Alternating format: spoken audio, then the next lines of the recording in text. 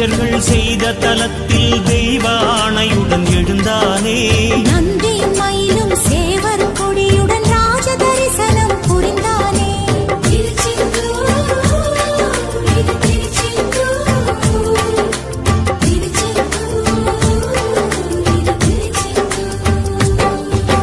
நீலக்கடல் அலைகள் நிரம்பத்தாலாட்டும் திருச்செந்தூர், இது திருச்செந்தூர்.